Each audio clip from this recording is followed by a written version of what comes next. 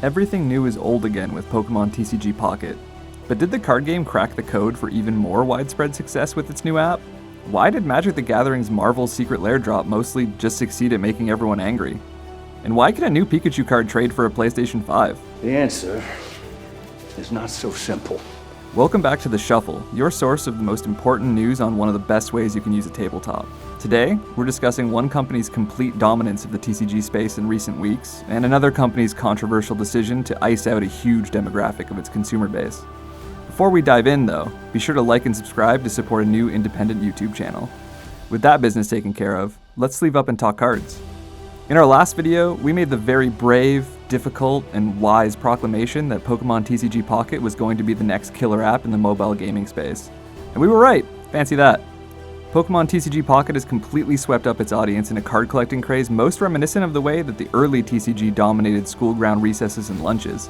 And that's without the ability to actually trade the cards you acquire yet. So far, Pokémon TCG Pocket has been downloaded by over 30 million users, and those who are playing the game are vocal on social media with pictures of their rare pulls. Much to my own chagrin, as someone who literally just wants to open a single Gardevoir, please, is that too much to ask for? That visibility has helped keep the game a major discussion point for the entirety of its existence thus far, and leaks suggest that the next expansion is teed up for a January 2025 release date. It isn't just the addictive quality of ripping open packs and slow rolling the last card to see if it's the one you want that's keeping TCG Pocket in the spotlight, however. Somehow, condensing the regular Pokémon TCG experience into a much more streamlined, simplified digital experience has yielded a variant of the game that's just as compelling. Pokémon TCG Pocket tournaments are cropping up with regularity now, and people really care about the meta of the fledgling online scene, with decks like Mewtwo EX and Pikachu EX already being singled out as powerful, meta-defining creations. Because battling is so popular, opening packs becomes even more exciting. Not only are you chasing that immersive rare so you can finally post on Blue Sky to brag to your friends, but you're also chasing a couple smaller pulls to shore up your deck strategy. Making people care more about the lesser chase cards is a surefire way to keep engagement high. So Pokémon TCG Pocket is a massive success. You know what else should have been? Magic the Gathering's Marvel's Secret Lair drop, which went live November 4th, 2024, and immediately made thousands of people extremely angry. Where to even begin with this one? Just over 5 minutes into the launch, the ordering queue experienced technical difficulties that forced it to be paused. Luckily, it came back up in just a few short minutes, only to present would-be consumers with wait times between 1 to 3 hours before actually being able to purchase the product. And if that was the end of it, it would still have been a relatively happy day for many Magic the Gathering players. However, Wizards of the Coast and Hasbro decided to produce this particular Secret Lair drop with an eye toward artificial scarcity.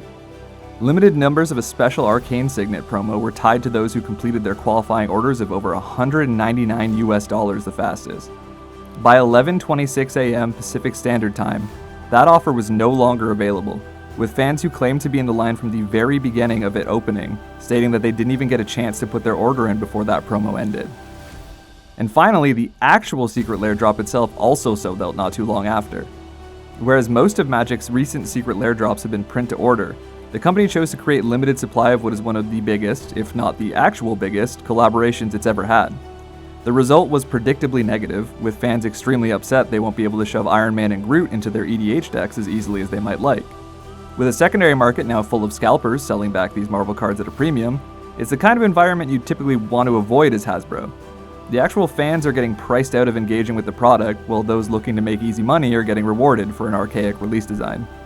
Wrapping up with some lighter news regarding cards that can put your kids through college, though, the Pokémon TCG Surging Sparks set has already produced one of the more iconic card arts in recent memory, with a price tag that reflects that. Pikachu EX is a playable, build-around Terra basic that also happens to be the game's mascot. Couple that with incredible art evoking the childlike wonder you had before learning the price of this variant, and you've got a recipe for a $500 USD card.